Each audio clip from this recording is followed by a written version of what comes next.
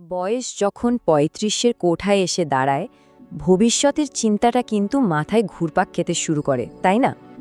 আজকের এই আলোচনায় আমরা দেখব কিভাবে খুব সহজ কিন্তু অত্যন্ত শক্তিশালী একটা ইনভেস্টমেন্ট প্ল্যান বানানো যায়, যেটা আমাদের আর্থিক ভবিষ্যৎকে সুরক্ষিত করতে পারে।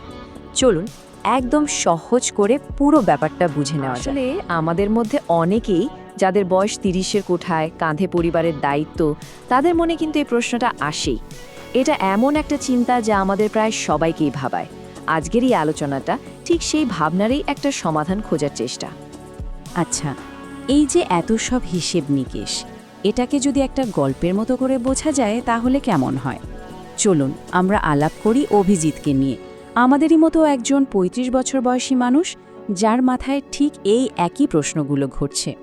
দেখবেন অভিজিতের যাত্রার সাথে সাথে ইনভেস্টমেন্টের মতো জটিল বিষয়গুলো কত সহজ হয়ে যায়। যে কোনো ইনভেস্টমেন্টের আগে কিন্তু একটা পরিষ্কার লক্ষ্য থাকা দরকার, না হলে এগোবেন কোন দিকে? তো অভিজিতের লক্ষ্যটা কি? আর সত্যি বলতে কি, আমাদের অনেকেরই তো এটাই লক্ষ্য, রিটায়ারমেন্টের জন্য একটা ভালো ফান্ড তৈরি করা। তো চলুন ধরে নিই লক্ষ্যটা হলো ১ কোটি টাকা। দেখুন আসল মজাটা, এখানে দুটো রাস্তার তুলনা করা যাক।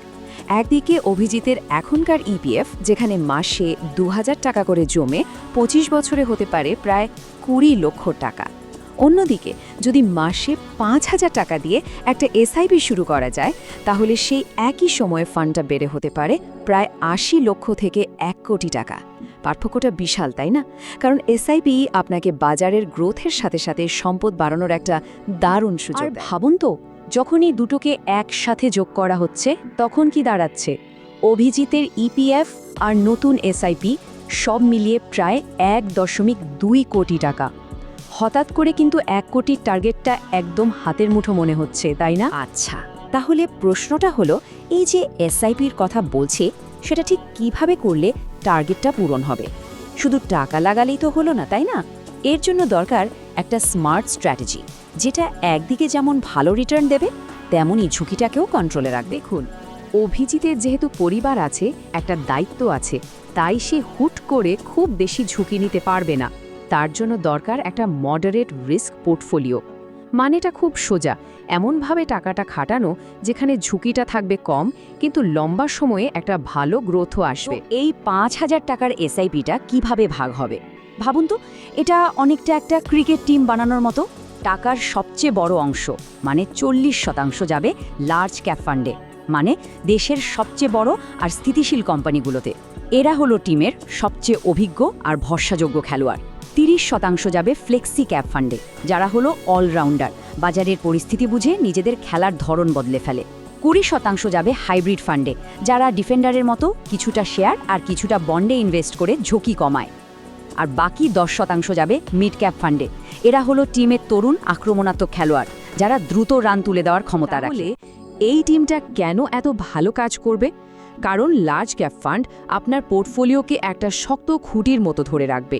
ফ্লেক্সি ক্যাপ ফান্ড লম্বা সময়ে ভালো গ্রোথ দেবে।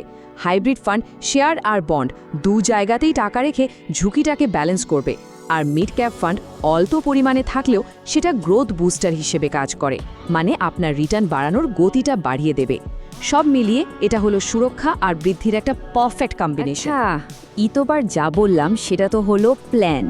এবার আসি একটা সিক্রেট উপাদানের কথায়, যেটা আপনার ইনভেস্টমেন্টের গতিকে একেবারে রকেটের মতো বাড়িয়ে দিতে পারে।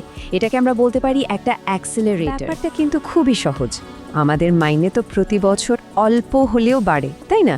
তো সেই অনুযায়ী এসআইপিটাও যদি বছরে মাত্র 10% করে বাড়ানো যায়, মানে দেখুন, প্রথম বছর মাসে ৫,০০০, পরের বছর ৫,৫০০, তার পরের বছর ৬,০০০, এইভাবে দেখতে খুব ছোট মনে হচ্ছে, তাই না? কিন্তু ২৫ বছর পরে এর যা প্রভাব তা দেখলে অবাক হয়ে যাবে। বিশ্বাস করুন, এটা কোনো ম্যাজিক নয়, এটা হলো কম্পাউন্ডিংয়ের জাদু। এই যে সামান্য 10% করে বাড়ানো, এটাই কিন্তু লম্বা সময়ে আপনার ফাইনাল ফান্ডকে ডাবল, এমনকি ৩ গুণও করে দিতে পারে। কারণ এখানে শুধু আপনার আসল টাকার ওপর নয়, আপনার রিটার্নের ওপরও রিটার্ন আসতে থাকে। এটাই হলো আসল খেলা। দেখুন, একটা দারুণ প্ল্যান বানানো তো একদিক, কিন্তু সেই প্ল্যানটাকে ঠিকঠাক চালিয়ে নিয়ে যাওয়াটা আরও বড় চ্যালেঞ্জ। আর তার জন্য কিছু কমন ভুল এড়িয়ে চলাটা ভীষণ জরুরি। সাধারণত যারা নতুন ইনভেস্ট করা শুরু করেন তারা কয়েকটা কমন ভুল করে বসেন। যেমন প্রথমটা হলো ঝুঁকি না বুঝে খালি হাই রিটার্নের পেছনে দৌড়ানো। দ্বিতীয়টা মার্কেট একটু পড়লেই ভয় পেয়ে সব বেচে দেওয়া। আর ৩ নম্বর হলো এত বেশি ফান্ডে টাকা রাখা যে লাভের চেয়ে ম্যানেজ করতেই বেশি সমস্যা হয়। এই 3টে জিনিস কিন্তু একদম করা চলবে না। তাহলে সফল হওয়ার রাস্তাটা কি? খুব সহজ। খুব বেশি ফান্ডে দরকার নেই। ভালোভাবে রিসার্চ করে ৩-৪টে ভালো ফান্ড বেছে নিন আর সেগুলোতে লম্বা সময়ের জন্য ডিসিপ্লিনের সাথে ইনভেস্ট করে যান।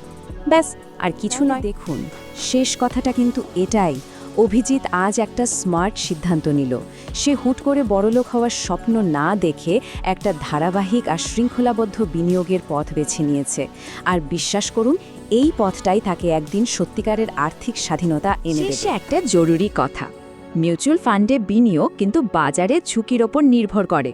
তাই বিনিয়োগ করার আগে স্কিম সম্পর্কিত সমস্ত কাগজপত্র মন দিয়ে পড়ে নেবেন। এই আলোচনাটা শুধুমাত্র শেখার জন্য, এটাকে কোনো রকম আর্থিক পরামর্শ হিসাবে ধরবেন না।